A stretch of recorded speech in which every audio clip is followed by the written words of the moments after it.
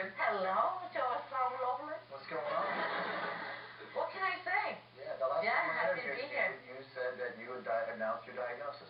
And it's a year, and now here you are. You've chemoed, and you're, how do you feel? Yeah, it's like graduating from university, isn't it? Something like that. They give you a certificate.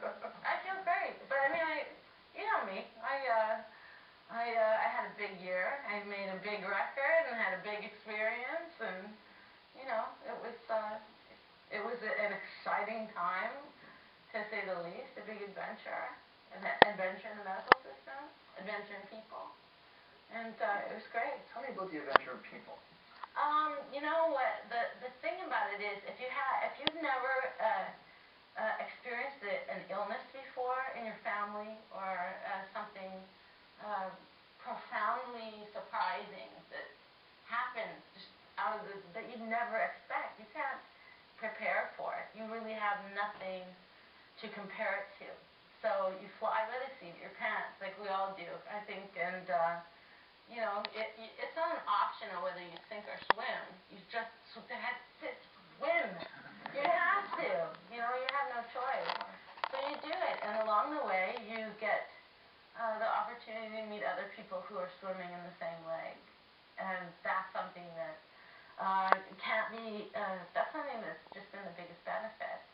And so, coupled out with embarking on, you know, our regular timing of wanting them to make a record. I mean, it was just an incredible year. The single's called Sick.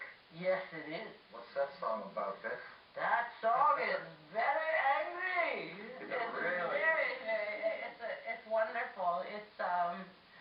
There's something that makes everyone sick, whether it is, you know, the guys that have dog fighting rings, or whether it is, you know, the war criminals running a bunch of countries in the continent of Africa.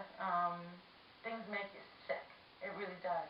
And obviously, a lot of people are going to, you know, project what they believe your songs are about onto you, because they always do. And granted, I wasn't feeling very good some days when we went in the studio, and it may have permeated a bit of the lyric writing. A smidge. Perhaps, you know. But, you know, what the result of all that effort and the collaboration that I was in a fortunate position to be able to do, I mean, I'm really proud of the song. I think that it was a bold choice for the single, and I can't wait till everyone hears it. Jeez, I can't wait. It feels nice to be doing what it is you do, right? Yeah, it is what I do. It's what I've always done, you know. So, you know, I'm looking forward to touring and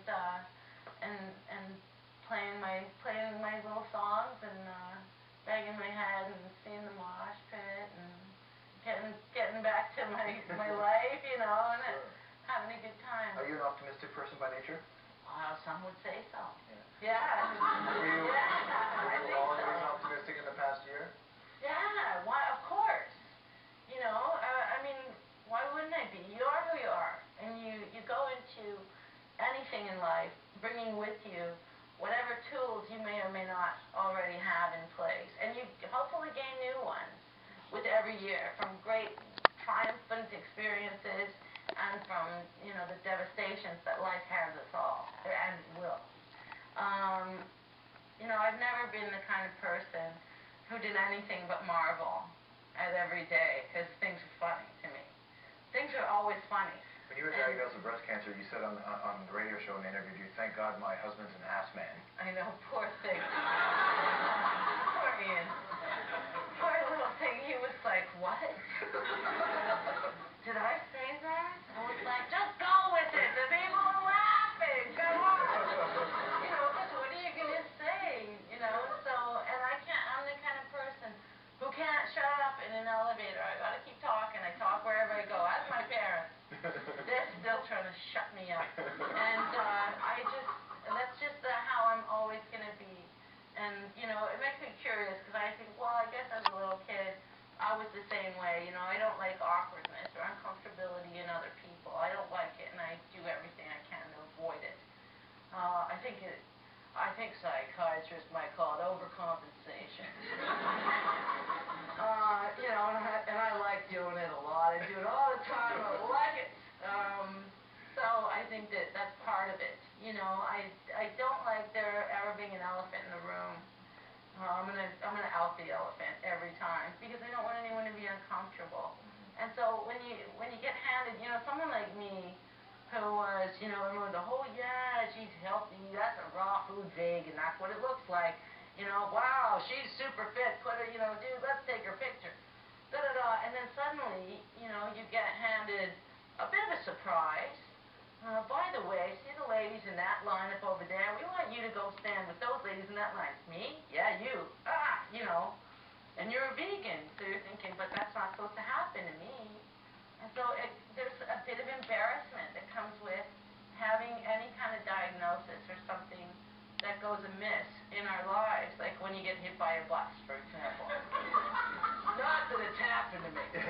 Not that it's always embarrassing, not always your fault. But it is embarrassing, and it's people, human beings naturally, instinctively, are going to stand up and go, I'm okay. Meanwhile, their limbs are broken. Yeah. But that is your natural instinct. That is our instinctive reaction, is to get up and go, no, because we're embarrassed, or we're self-conscious, or it makes us, we don't want anyone to feel bad or feel awkward. And I think that's why, I always tend to use humor as a way to, try and get around that. More for everybody else than for me.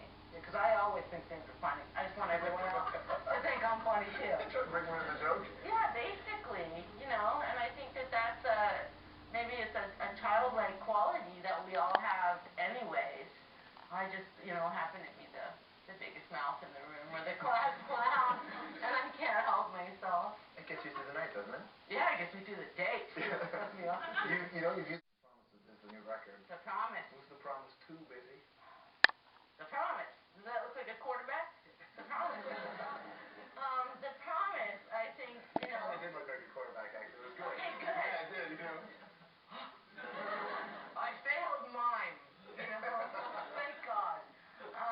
The Promise is something that is a word that can be, well, it's got a real multifaceted type of meaning. It can be something that is kept, or something that is broken, or something that you hold dear, or something that is partnered with hope, hope and promise. Or it could be, the rookie on the team who takes the field, as he's going to help them win the season. He's the real promise of the team, and it's just something really happy and hopeful about that word and the concept of it. That seemed like a really fitting title for this particular record. This record is called The Promise. May the 5th is when you're going to get a chance to pick that one up. You're going to hear the single now, which is called Sick. Biffy, you're the best. It's lovely to see you.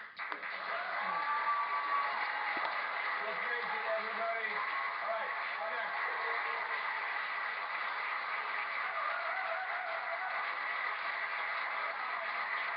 When we come back, hip hop ending racism in America plus tough times for the most famous street in the country. We'll be right back.